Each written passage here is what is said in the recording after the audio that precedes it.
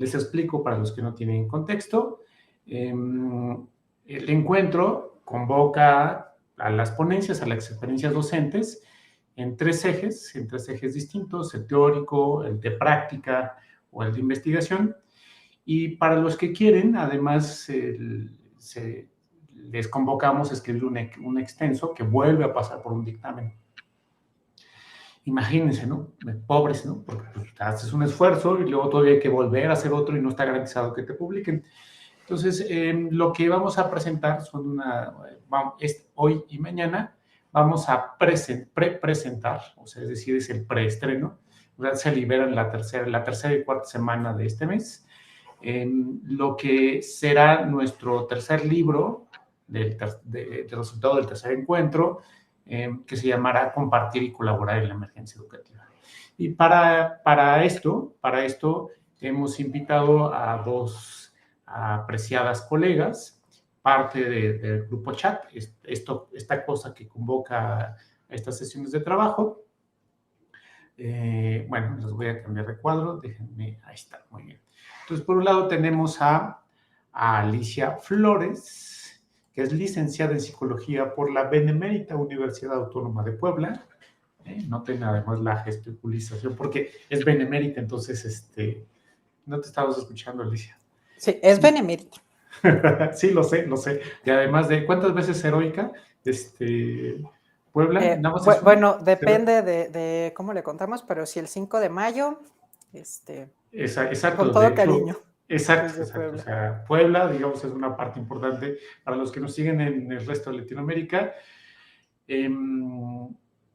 Una de las teorías históricas, ¿no?, de la doctrina Monroe de América para los americanos, o sea, para los gringos, es que en el 5 de mayo se detuvo la invasión, simbólicamente se detuvo la invasión francesa en el estado de Puebla, ¿no? O sea, entraron por el estado de Veracruz, literalmente invadieron y en Puebla les dieron de pedradas, literal, o sea, es así de la historia, son unas cañadas y, en fin, hay ahí toda una historia de bronce alrededor. Bueno, es licenciada en Psicología por la Benemérita Universidad Autónoma de Puebla y tiene estudios de maestría en Psicología con residencia en Terapia Familiar en la Facultad de Estudios Superiores Iztacala.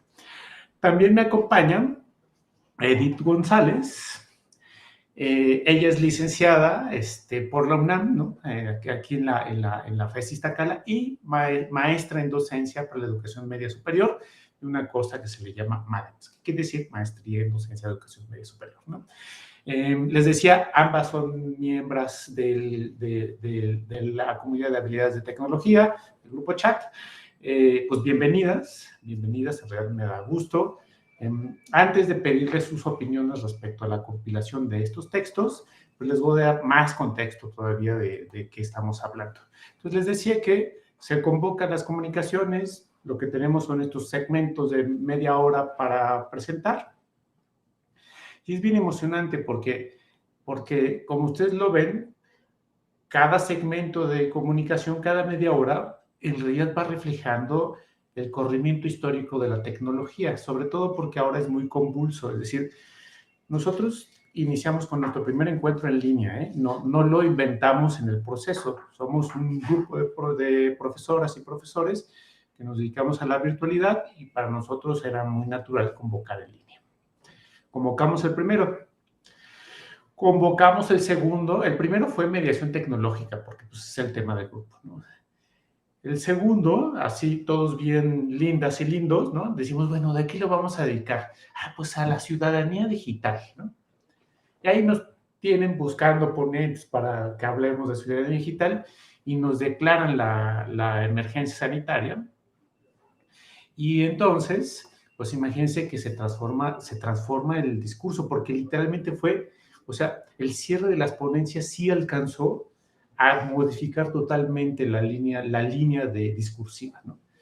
Entonces, en realidad nosotros tenemos 3 encuentros pandémicos, o sea, el segundo que era sobre ciudadanía, este tercero que se le puso ya como nombre Compartir y colaborar en la emergencia educativa, y el penúltimo, pues que habló sobre hibridación, ¿no? Es decir, que ya, o sea, sobre esto que acabamos de escuchar en la ponencia pasada. Por eso les decía que como es la deformación de la deformación. De hecho, si ustedes ven en el stream, ¿no? Por ahí dice, chat también es un acrónimo de una teoría psicológica.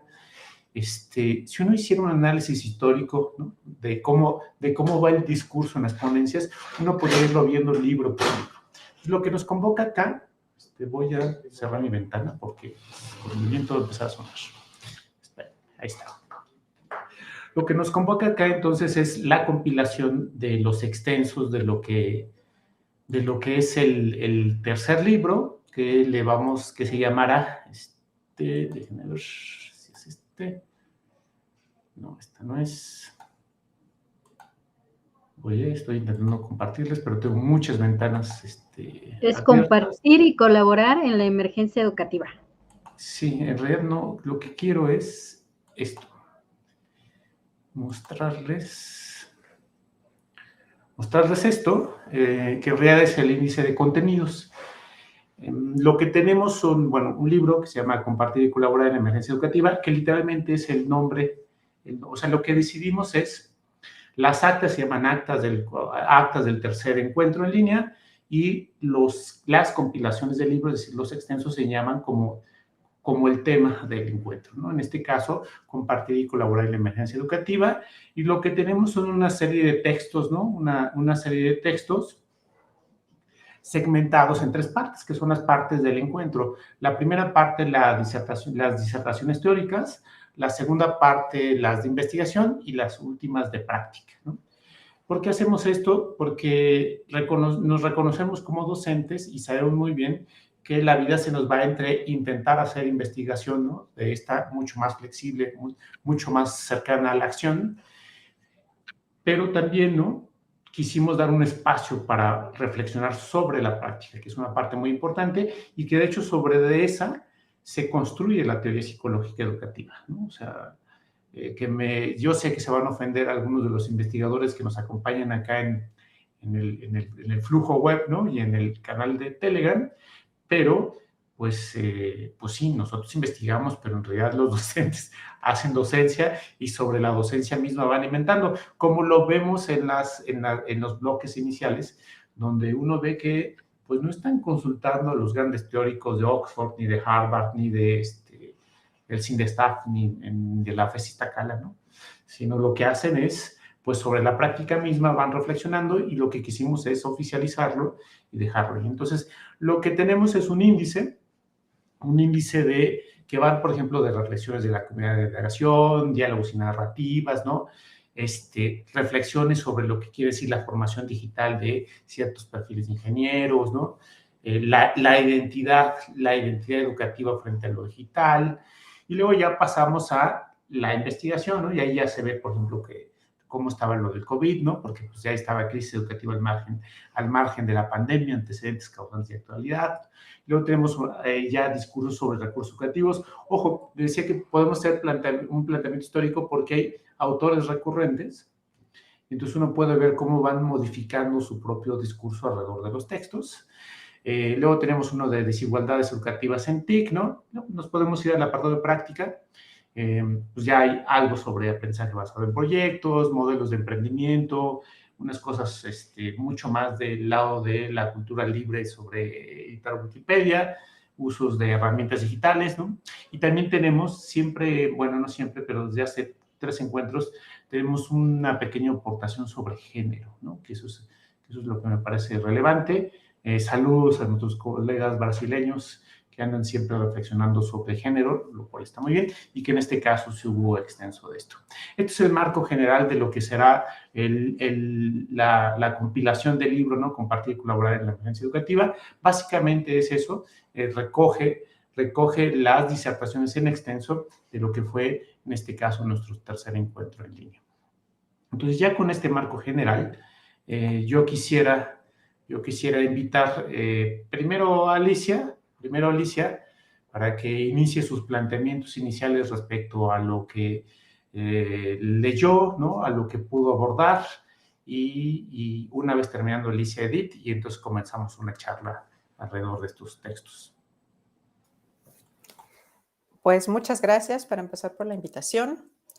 y la invitación para compartir en este momento y para repasar esos eventos, esas comunicaciones a través de la lectura de esta obra. Em, Traté de tomar algunas notas entre los diferentes artículos de los puntos que me parecía que iban coincidiendo, que varias personas iban mencionando. Entonces, les voy a compartir mis notas. Em, pues justo en el marco de que para algunos este acercamiento a la educación mediada por tecnología no fue deseado, no era su plan, fue una adaptación que tuvieron que hacer por las condiciones que se estaban viviendo.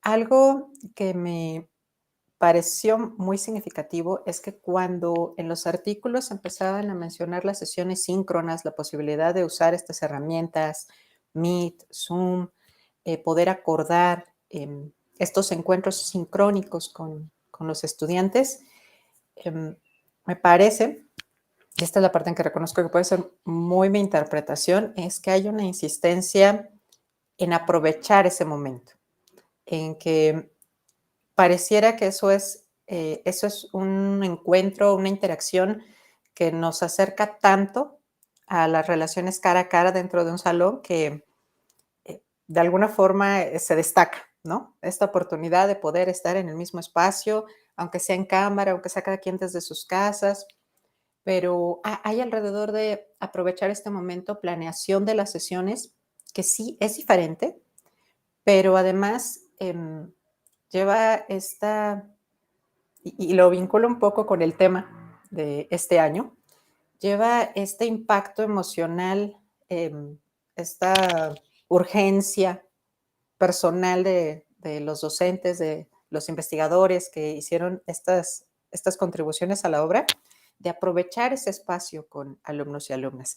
Y creo que desde ahí ya se empezaba a ver, porque hay mención en diferentes artículos, de promover habilidades sociales en este momento, de que ya empezaba a notarse, no únicamente es el espacio, esta sesión síncrona, donde puedo hablar de los contenidos con mis alumnos y alumnas, sino también es esta oportunidad de que veamos gente, ellos y yo, ¿no? También los docentes, porque pues en el confinamiento, en la distancia social que se aplicó en todo el mundo para poder prevenir em, esta enfermedad que estuvo a partir del 2020, pues bueno, había esta necesidad de promover estas habilidades sociales, de dar un contacto mediado por tecnología, pero con otros seres humanos. Y quizás era con medidas que vamos a ver que se van haciendo mucho más sofisticadas, se van perfeccionando conforme nos vamos acercando a encuentros como este de 2023, que ya se habla mucho más intencionalmente de estos puntos, pero desde este texto ya hay artículos en donde los empezaban a mencionar. También la presencia de este artículo particular de perspectiva de género y creo que la redacción, observar esas redacciones que van pasando y notando y haciendo evidente que en estas experiencias educativas se reconocieran diferentes identidades. También hay otro artículo que habla específicamente de la identidad educativa para el bienestar social que me pareció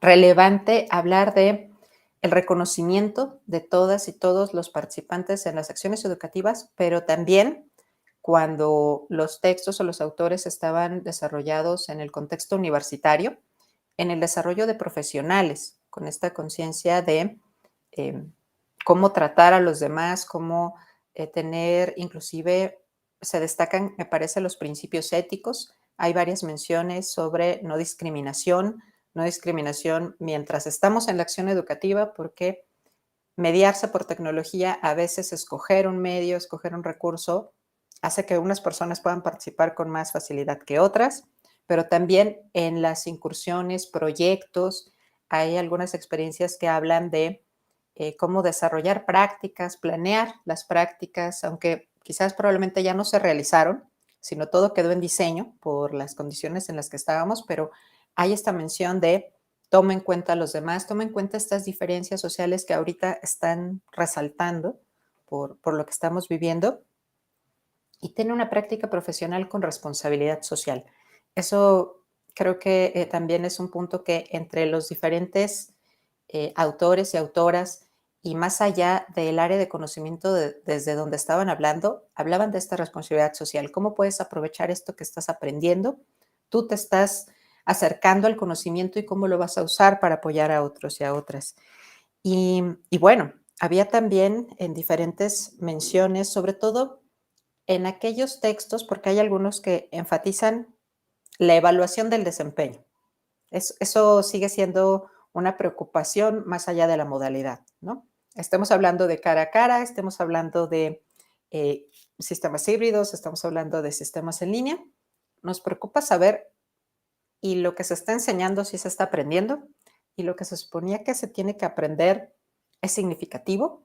Entonces, algunos de los textos hablan específicamente de cómo seguir utilizando metodologías que nos puedan ayudar a objetivamente asegurar que esta experiencia educativa que estamos proponiendo está logrando los objetivos de aprendizaje que tenía diseñados.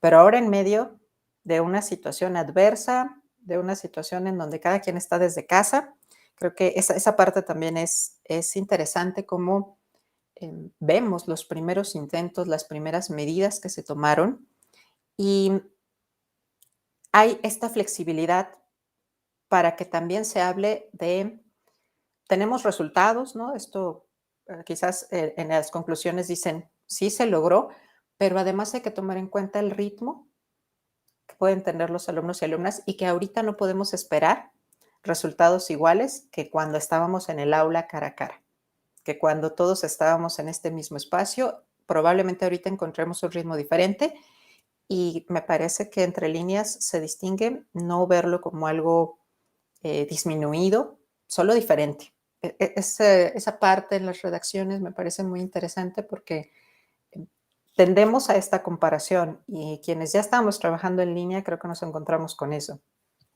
Había una constante de qué tanto van a pensar que toda la experiencia en línea sin poder estar cara a cara podría ser menos importante o podría dar resultados menos favorables que los que da estar en un salón, en una escuela, en el edificio. Y creo que estas contribuciones de quienes se animaron a participar en este evento, sí dicen, no nos vayamos por ahí, no tratemos de comparar y decir que una cosa es menor que la otra o que una modalidad es más eficiente que otra, porque además no teníamos opción, ¿no? No había otra posibilidad. Entonces sí creo que en sus conclusiones exhortan a que se tenga una visión más positiva y más abierta a estos puntos de usar la tecnología y de reconocer la diferencia de condiciones para conectividad que no van a ser responsabilidad de los alumnos, de las alumnas siempre, que son situaciones que también probablemente docentes, eso sí no lo vi mencionado, pero creo que podemos entender que también a los docentes les debe de haber pasado esto, de encontrarse con diferentes eventos.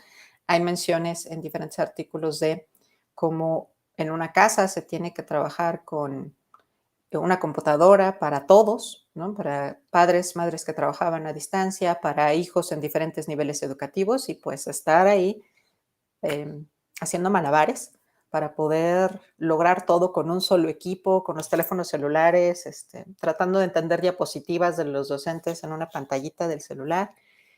Reconocer estas diferencias que no estaban en la responsabilidad de alumnos y alumnas y entonces docentes tenían que ponerse creativos y creativas para poder solventar estas dificultades.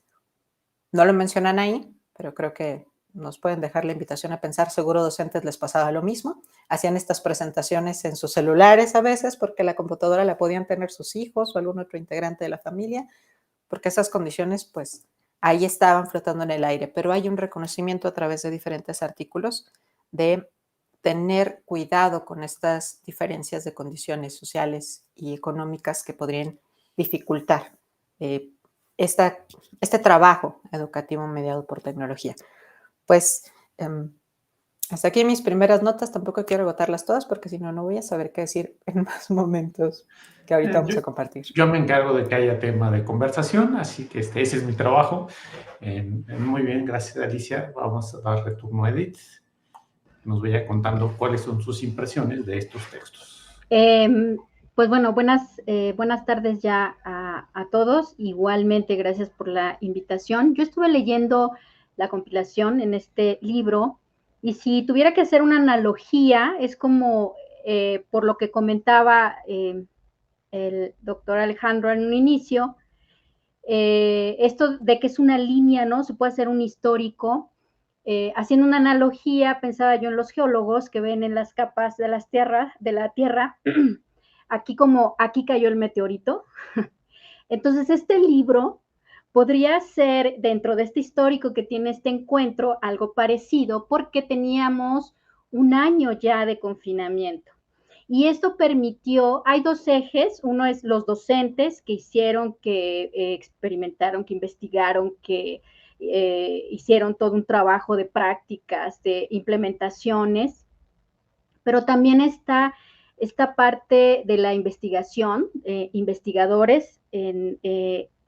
Hay aspectos éticos que impiden cierto tipo de escenarios. Y el confinamiento nos puso un escenario impensable. O sea, era impensable tener un escenario de este tipo, en donde órale, todos se van a su casa, no van a tener contacto con nadie, todo esto va a ser remoto. Entonces, hubo mucho interés en observar qué es lo que estaba pasando. Y lo podemos ver, por ejemplo, ahora que ya se ha ido, pues digamos, hemos retomado la presencialidad poco a poco. Yo creo que ahorita ya está casi del todo. Pues el interés ya es por qué pasó, qué observamos. Hay un antes, un después, pero en este trabajo, en esta compilación de textos, es el antes de que pasara una situación global histórica como la que vivimos en pandemia, y qué es lo que estaba pasando en pandemia. Ahorita ya podemos tener un antes y después de la pandemia, ¿no? Y yo veo que estos espacios, esto que comentaban también hace un momento, ¿no? Durante las comunicaciones que se presentaron a lo largo del encuentro de esta edición del 2023, que hablaban pues de todo esto de la integración nuevamente, la cohesión de grupos, volver a establecer esta cohesión social, ¿no? Que los ambientes, en este caso educativos, nos permiten.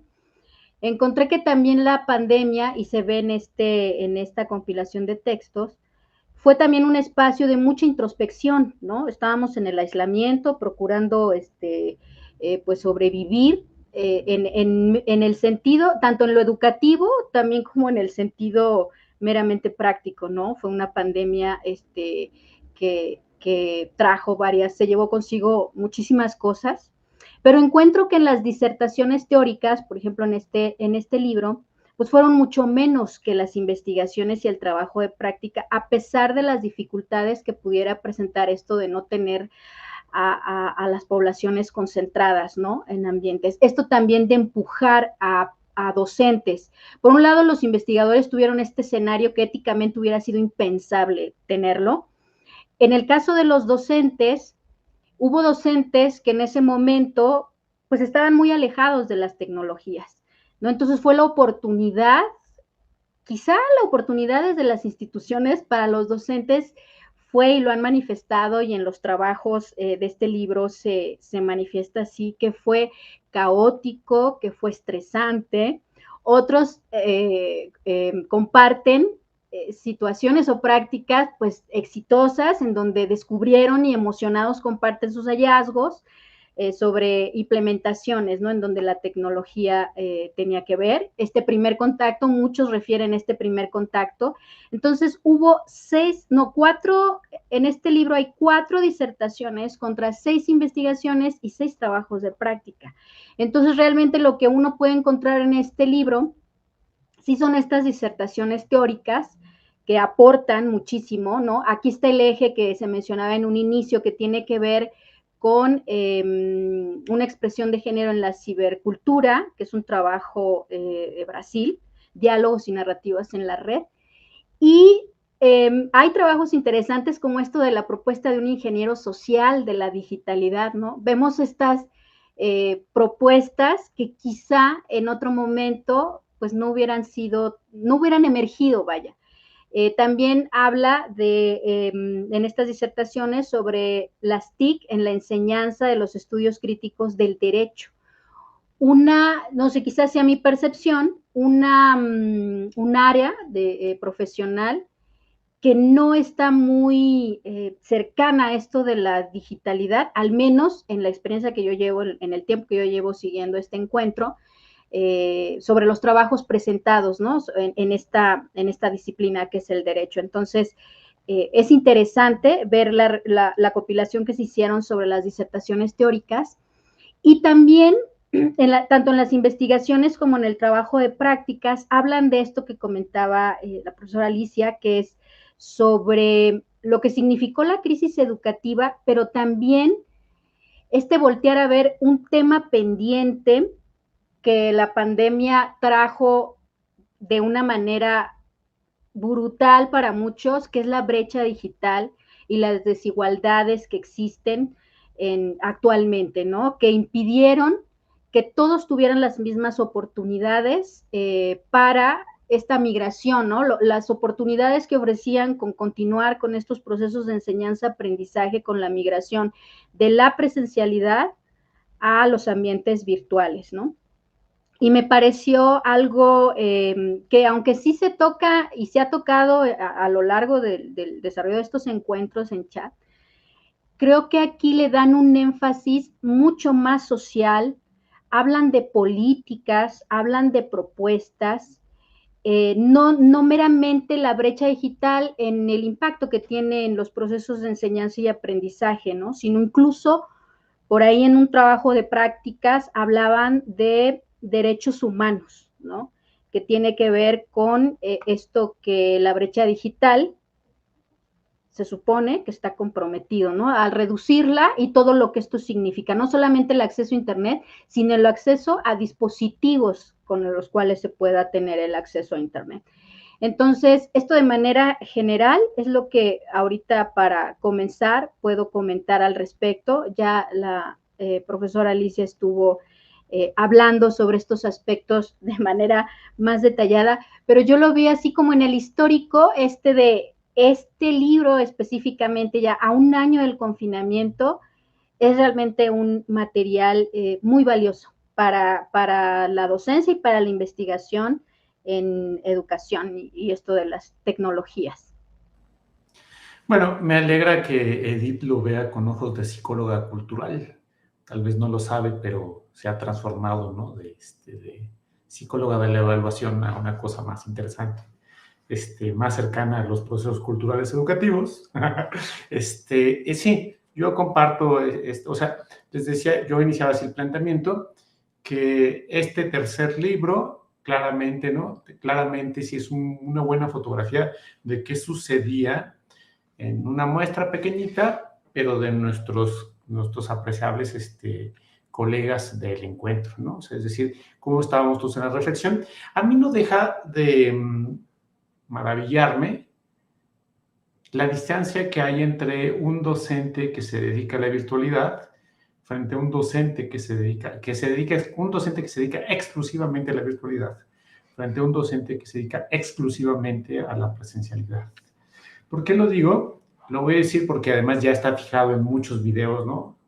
A mí me ofendió mucho que la reflexión docente sobre la práctica no estuviera basada en la experiencia de los docentes que hacen cosas en línea. De hecho, lo acabo de escuchar, ¿no? Es decir, decían, bueno, ya íbamos por el segundo año y la verdad es que teníamos ganas de regresar al aula. Y entonces yo pensaba, no en mi situación de vida, sino en la de mis colegas. Y es que, pues, la vida de mis colegas, como la facultad en la que trabajamos no los obliga a moverse y a estar en un edificio donde se da tutoría o donde se da seguimiento, sino se hace distribuido pues, por la ciudad o por el país, pues yo no sé si tenían el anhelo, ¿no?, de regresar a algún lugar. Tal vez yo lo pensaba, no me contesten, ¿no? O sea, es retórico esto, ¿no? Quien se expone soy yo para que no se expongan ustedes. Tal vez pensaban que más bien lo que querían era expulsar a los que estaban allá adentro, pues, para regresar al espacio que tenían antes de la pandemia. Es decir, un docente en línea de manera distribuida ya estaba en casa y luchaba con esto que los docentes presenciales ahora sí conocen, que es lo alienante que puede ser la tecnología si no se tienen contactos físicos frecuentes con tus propios colegas. Es decir, no solamente es la virtualidad, sino se requieren ritos de la presencialidad. Esos ritos los cubren que las reuniones de claustro. Yo siempre he bromeado, le consta a Alicia y a Edith, que yo pienso que mis pagos por el trabajo voluntario de la academia son las galletas.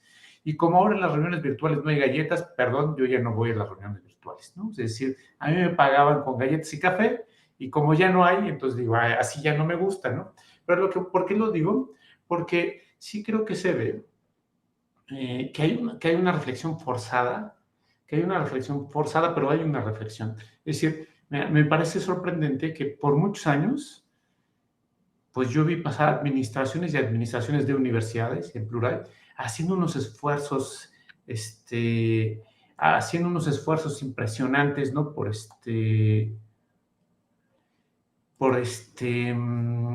Me andan distrayendo acá en el chat. Bien, haciendo unos esfuerzos impresionantes por generar una cultura, por una cultura de lo digital. Y la pandemia hizo lo que nadie hubiera podido lograr. Y en eso lo vinculo ahora con el argumento de Edith.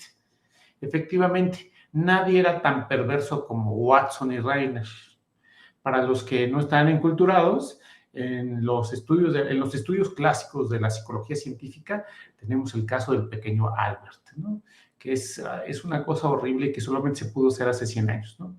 Que era crearle una fobia inducida a un pequeño niño huérfano. O sea, es así de hoy, visto desde lo moderno, pues uno diría, ¿cómo se atrevieron? Bueno, era la psicología de hace 100 años que tenía menos controles éticos, pues, y entonces Edith sí estaba así como diciendo, ajaja, ¿no? Por fin sucedió esto de liberemos de los controles éticos, todos a casa y veamos qué pasa.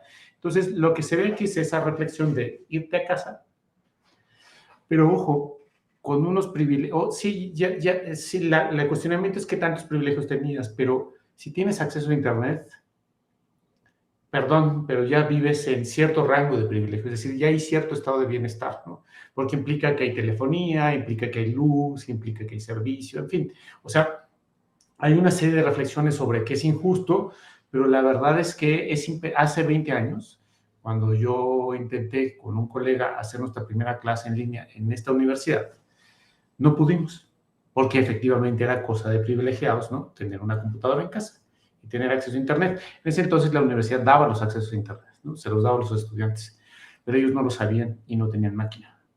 Hoy en día, ya lo mencionaban, efectivamente, pues todo el mundo se puede repartir. Y hay algo que yo escuché hace, no sé, más 18 años, de la ubicuidad y que los dispositivos móviles iban a hacer la diferencia, y lo fueron.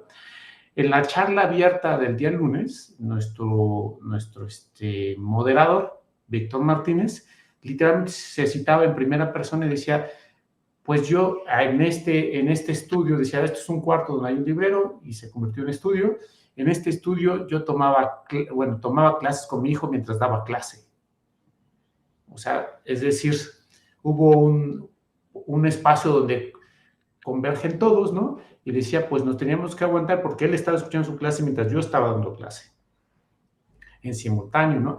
Y les aseguro que eso fue el caso de muchos de las familias, ¿no? De muchos de los arreglos familiares, donde pues todos andaban, uno en la sala, el otro en el cuarto, el otro en la cocina, en el lugar donde no se ven los trastes, ¿no?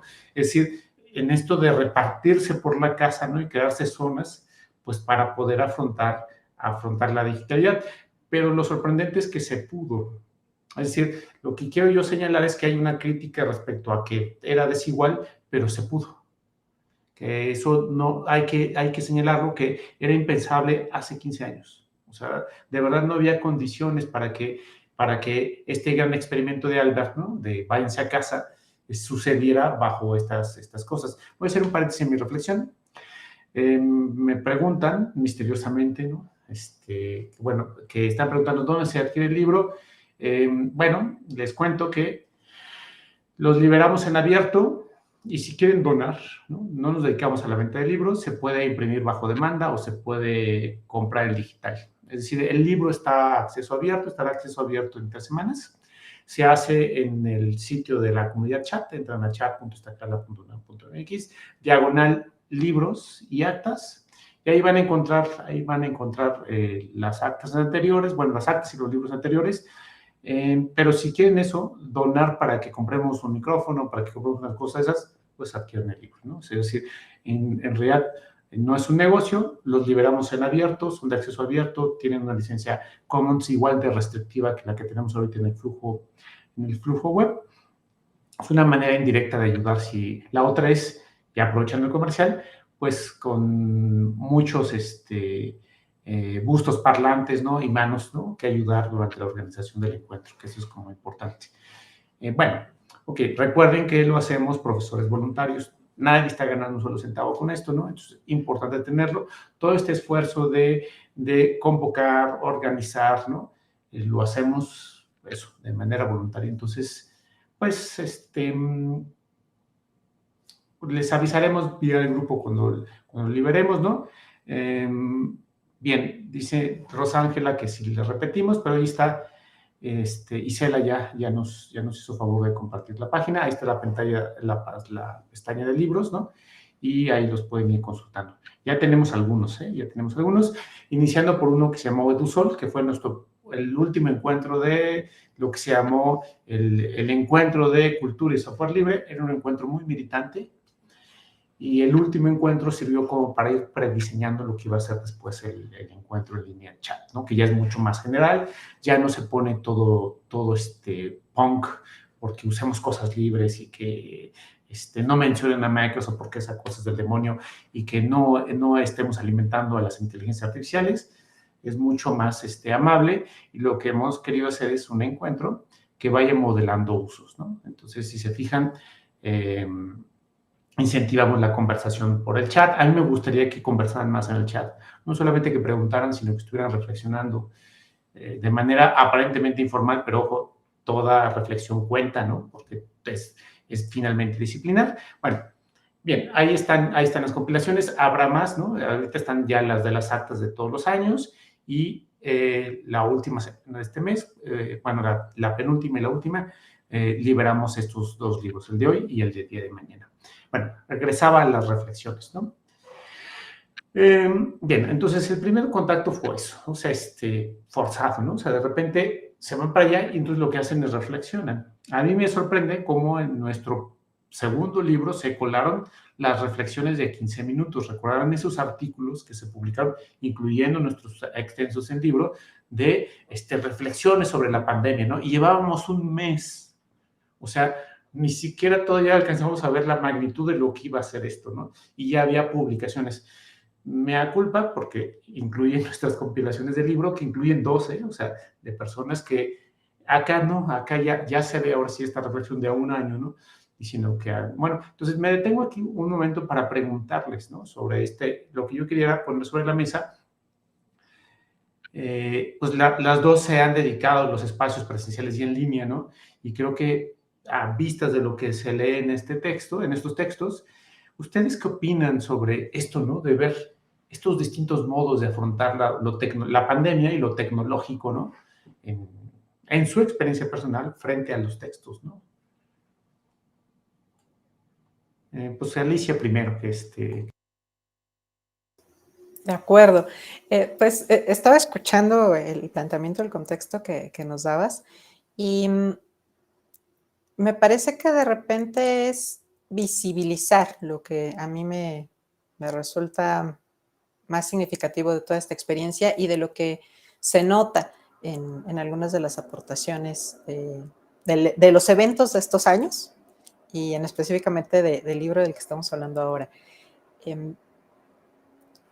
Se menciona más directamente que, por ejemplo, en los artículos de investigación, cuando se habla de las limitaciones, de las variables que pueden estar influyendo, además de lo que estuvieron utilizando en su investigación, salen todos estos temas que estuvimos experimentando durante la pandemia, las dificultades, con diferentes acentos, ¿no? Como mencionabas ahorita, de qué tanto algunos están pensando en que el ruido doméstico, inclusive creo que hasta esta mención, y me hiciste recordar a un amigo que hablaba de que entendiéramos que era el trabajo el que había invadido el espacio doméstico, no al revés. Pero siempre estamos pidiendo perdón porque, ay, es que está sonando el de la basura, ay, es que en el otro cuarto están en otra videollamada, ay. Perdón que te interrumpa, o se atraviesa el gato. O se atraviesa el gato y te mueve todo el escritorio y te quiere tirar la compu, sí. Pero se le perdona porque se ve súper esponjosito y cariñoso. Este tipo de situaciones creo que se visibilizan y creo que se daba por hecho en la presencialidad que eso no pasaba, porque también están los lados un poco más oscuros, ¿no? No están mencionados en los textos, pero también los vivimos. Estar en las sesiones en las casas evidenció quiénes estaban viviendo violencia, dónde se escuchaban gritos, dónde se escuchaban algunos gestos de maltrato, algunas señales de alarma, donde había situaciones particularmente adversas en esa vida personal que cuando estás en el aula puedes, cara a cara, puedes hacer como si no existiera. Y no es que no estuviera ahí, es que simplemente cuando estás en el aula, pues puedes obviarlo. No necesariamente va a notarse hasta que algún alumno o alumna entra en confianza con el docente y le dice, bueno, la verdad es que voy retrasado porque tal y tal pasa en mi casa. Entonces creo que algo particular que podemos destacar al pensar en todas estas cosas y en las menciones de las prácticas, las dificultades específicas que abarcan ya otros aspectos, no solamente lo que sucede en el momento en que yo doy una instrucción para que realicen una actividad y cómo me la entregan y si están cumpliendo con los requisitos, sino cuando puedo ampliar el panorama y ver más las áreas de funcionamiento de mis alumnos y alumnas y cómo están, qué tanto sus necesidades vitales están cubiertas, qué tanto los problemas que pueden tener afuera de la escuela están representando una dificultad para avanzar. Y viene ahora la reflexión de, ¿y yo qué hago con eso? Porque yo soy su docente. Creo que este tipo de cosas son las que todavía estamos resolviendo porque ahora se puede regresar a la presencialidad, pero ya no puedes decir que no sabes que pasan estas cosas. Ya todos nos enteramos, ya se hizo más que evidente, se hacían hasta historias virales y ahora tenemos que empezar a ver qué hacemos con todo eso cuando ya lo pusimos sobre la mesa y lo pusimos como un elemento más de, sí, en mi docencia tengo que pensar en el bienestar de las personas con quienes estoy participando y en habilidades para el manejo de otros aspectos, no solamente los que indica mi plan de trabajo o mi programa educativo. Eso es lo primero que me hace pensar tu planteamiento. Turno de Edith. Sí, yo creo que estoy de acuerdo en lo que menciona Alicia, y es que creo que también es importante mencionar que el currículo no se cambió. O sea, el currículo sigue siendo el mismo y los objetivos de aprendizaje seguían siendo los mismos. Aquí yo al estar leyendo, y como comentaba que era, bueno, con base en la experiencia, ¿no?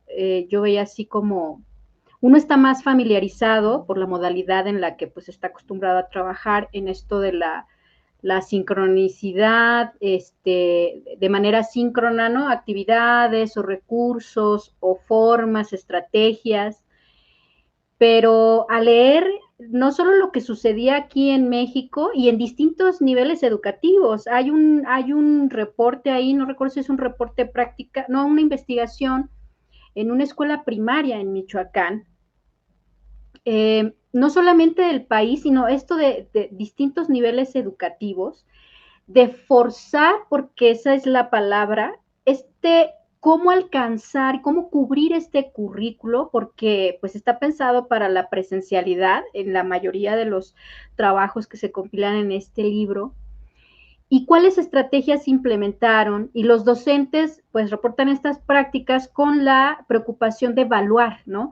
Pues yo propongo esto, es un documento valioso, lo repito, porque a quien lo lea le va a dar ideas. Esperemos que no se repita, pero bueno, los especialistas en eso dicen, pues fue como que la prueba de lo que puede pasar y hasta de manera todavía de mayor gravedad, esperemos que no, pero hay ahí una serie de narrativas, de testimonios de prácticas reportadas sobre, yo propongo esto, ¿no?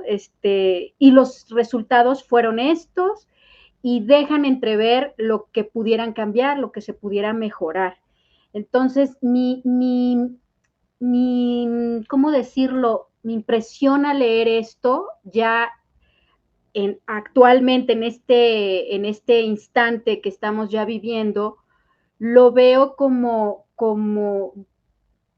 lejana, pero al mismo tiempo empática con todo lo que estaba sucediendo en ese momento, ¿no? Hay distintas aplicaciones que incluso yo no conocía, o sea, a pesar de que está uno inmerso en esto de las tecnologías, dije, bueno, esto quizás se podría implementar de manera permanente, ¿no? En la educación a distancia. Pero también me agradó mucho volcarse sobre aspectos que tenían que ver con el desarrollo humano.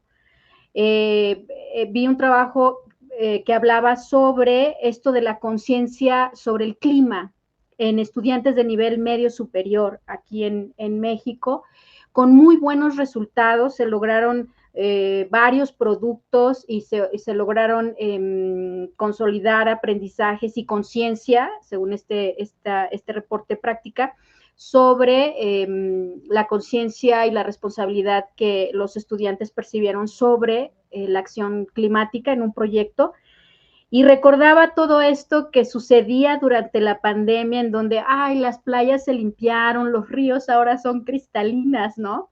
Todo lo que se vivió en ese momento, cómo permeó en los ambientes digitales que en ese momento estaban, pues, muchos de la presencialidad migraron y se decían como, ¿qué hago aquí? Uno estaba así como acostumbrado a esta presencialidad, así como ahora no empujen porque era a fuerza, ¿no?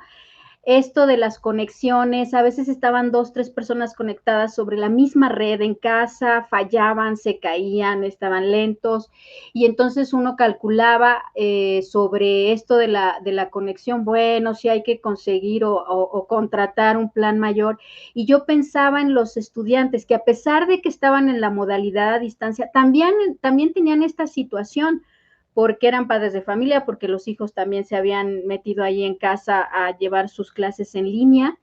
Entonces, leer esta compilación, fue un recordar, fue un empatizar y observar cosas que en su momento, porque participé también en ese encuentro, no recuerdo si como moderadora o como espectadora, pero lo recuerdo, observar cosas que en ese momento no pude observar, o sea, no fui capaz de observar. Entonces, pues esa fue mi impresión desde mi experiencia con esta compilación de textos. Bien, les dejo ahí un comentario que pusieron en el Telegram, pero en realidad les quiero preguntar otra cosa, que es mi segundo planteamiento, ¿no? Bueno, se da la reflexión forzada, ¿no? Forzosa respecto a la educación en línea, a la educación de emergencia, y entonces yo creo, ¿no? que espero que haya sucedido un cambio en el imaginario de la planeación educativa y la actividad docente en línea. Les pregunto, o sea, les digo que este diálogo es tramposo porque sobre lo que leyeron, sobre los textos, sobre estos testimonios, ¿no? Que les digo que es así un punto o sea, es un dedo deteniendo un punto histórico. ¿Ustedes cómo aprecian este cambio, ¿no? A partir de las lecturas, de la percepción de lo que es la planeación educativa para la virtualidad, ¿no? Y la actividad docente en la virtualidad? Ya retomo nada más un poco, Alicia ya decía, bueno, la primera idea que se les ocurrió fue, pues, hacer todo en Zoom, ¿no? Yo les llamé los prosumers, ¿no? O sea, es decir, esta impronta de decir, como lo hacemos presencial, lo más parecido a lo presencial es Zoom. Qué buen sentido de marketing ya tenía, ¿no? No fue Meet, no fue Teams, ¿no? Fue Zoom, ¿no? Entonces, pero bueno, eso fue solamente la primera parte. Ya en estos textos ya se ve, ¿no? O sea, esta reflexión respecto les digo, al imaginario de la planeación educativa y la actividad docente en línea.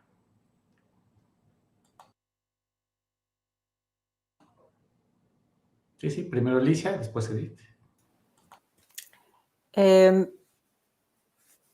Hay un clásico, escuchando este planteamiento, me parece que hay un clásico en el uso de la tecnología y toda esta interacción, sobre todo cuando empiezan a irse a sistemas híbridos, que me parece que no vi que le dieran tanto énfasis en los textos de este libro, y es quedarte con las herramientas de evaluación, porque eso como docente, híjole, ahorrarte algunos momentos, te puedes tardar un poco más en planear reactivos que sean autocalificables o actividades que sean autocalificables y ya después te descargas un poco y bueno, entonces eso se conserva, ¿no?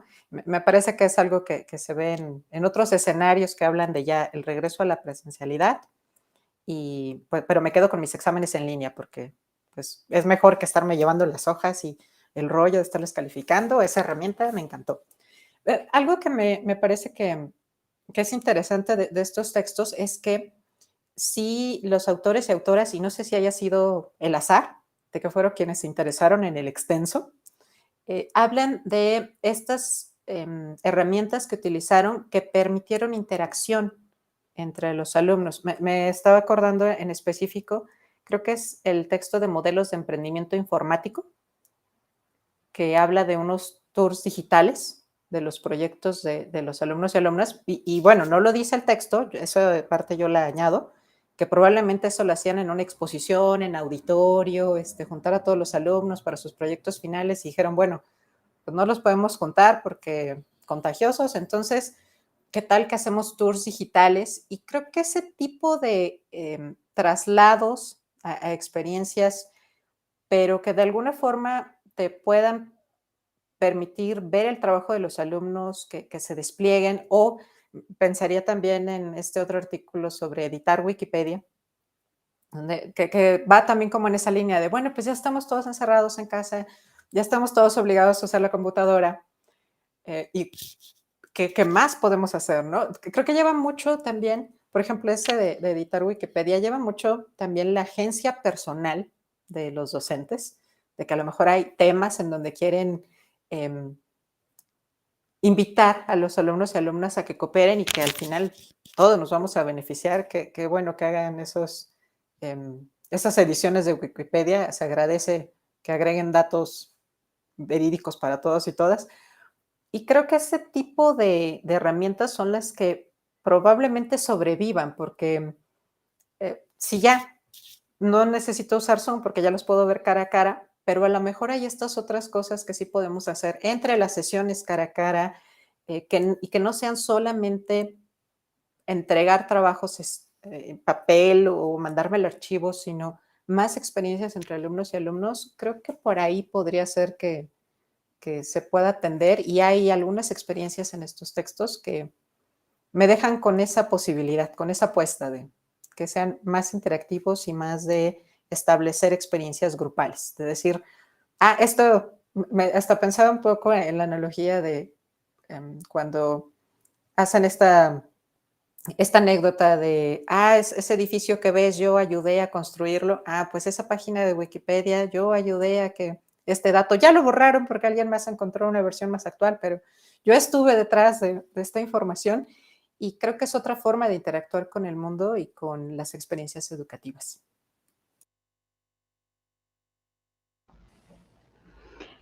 Pues con respecto a esto es lo que pienso ahorita escuchando a la profesora Alicia, pienso en que sí, efectivamente en la modalidad a distancia pues, tendríamos que diversificar estas estrategias, ¿no? Y de manera general, yo creo que habrá que indagar, profundizar, investigar y pensar más en modelos educativos discontinuos que permitan afrontar una crisis como la que se vivió, en donde el currículo, las estrategias sugeridas, la didáctica, pueda ser adaptada de un día para otro, que es lo que proponen los modelos discontinuos educativos, de un día para otro migren sin problema, ¿no? Que haya esta diversificación de estrategias de enseñanza en la didáctica, en los recursos educativos que se usen para poder afrontar en la manera de lo posible una crisis como la que se vivió. Eso sí contamos con Internet. Estamos pensando en que una crisis parecida, bueno, pues va a estar el Internet, ¿no? Pero en este aspecto, pensando en este escenario parecido al que vivimos y experimentamos, pensar más en no tanto en la hibridación, como también hubo un momento en el que hubo también, ya que regresamos a la presencialidad, volcarse a la hibridación, sino a modelos discontinuos, en donde se pueda seguir adelante sin este estrés que implica lo nuevo, lo desconocido. Y yo creo que me quedo con eso. Algo que en esta compilación de textos observé es precisamente ese compromiso que se tuvo con que los procesos de enseñanza-aprendizaje no pararan, porque sabemos que ante los desastres, lo primero que hay que activar, o una de las cuestiones o indicadores que dicen la cosa va avanzando y estamos bien, son las escuelas. Los ambientes educativos, en cuanto se activan, dicen, bueno, ya estamos como que adelante, ¿no? Entonces, en estos textos se aprecia ese compromiso y voluntad de los docentes de, no sé nada, esto me estresa, no sé cómo hacerlo, pero vamos a probar. Entonces, eso rescato, esas reflexiones rescato de esta lectura general a los textos. Bueno, rescatando lo que nos dice Edith, si en la siguiente crisis no hay internet, preocupémonos, ¿no? Porque seguramente fue nuclear o algo así. Entonces, como dice el meme, fue nuclear, Joaquín. Entonces, yo sí me preocuparía porque si no hay lo que tengamos de internet en ese momento, pues quiere decir que involucionamos como sociedad, y lo cual sí es una crisis profunda. Por eso les decía que teníamos que verla desde esta óptica más moderna, ¿no? Decir, bueno, sí fue terrible, pero en gradientes, ¿no? Es decir, claramente no es la de hace 100 años y la siguiente no será la de ahora, ¿no? Bueno, vamos a recapitular. Hablando de hibridación, la presentación de textos, de compilación de textos de mañana es sobre hibridación, porque fue el tema del año pasado. Como verán, si hay un corrimiento y una reflexión, ya en esta ya son las emociones, ¿no? Es decir, bueno, ¿qué es lo que pasó con nosotros después de todo esto, no? Ya podemos reconocer claramente que la gente se casa, se junta y genera empatía y desempatía, ¿no? Por los medios digitales. Es momento de abordarlos de manera seria. Sé que es un tema difícil porque los veo menos conversadores, pero entra en la conversación, es importante. Vi en mis notas que fui muy grosero y no me presenté. Mi nombre es Alejandro Miranda, miembro del grupo chat, ¿no? Y como verán, me toca hacerla de maestro, de la mitad de tiempo, porque está compartido con Daniel, de mezclado y esas cosas, ¿no? Y en este caso me tocó además ser maestro de ceremonias y parte de la mesa. Entonces, les agradezco a Edith y a Alicia por su tiempo, por sus comentarios al texto. En 2 semanas tendrán la primera, este libro en particular. Les daremos aviso ahí en el grupo. Ya les colocarán la dirección. Les colocarán otra vieja porque migramos de sistema, pero en donde estarán finalmente es en la que se llama chat.istacala.unam.mx. Pues muchas gracias, Edith. Muchas gracias, Alicia. Gracias. Un gusto verles. Gracias. Bien.